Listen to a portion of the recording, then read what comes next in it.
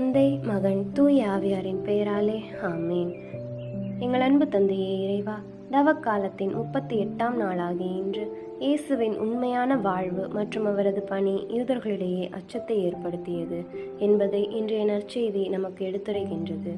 யூதர்கள் குறுகிய மனநிலையோடு இயேசுவை அணுகினார்கள். இயேசு அவருடைய வாழ்வாலும் பணியாலும் சொல்லாலும் கடவுளின் மகனாக அவர்களுக்கு வெளிப்படுத்தினார்.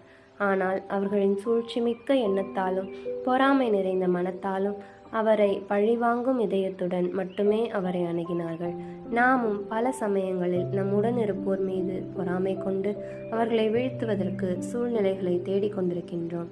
இத்தவ காலத்தில் குறுகிய மனநிலை, சூழ்ச்சிமிக்க எண்ணம், பொறாமை நிறைந்த மனம் ஆகியவற்றை களைந்து பிறரை அன்பு செய்து வாழ எங்கள் ஆண்டவராகிய கிறிஸ்து வழியாக உம்மை மன்றாடுகின்றோம். ஆமேன்.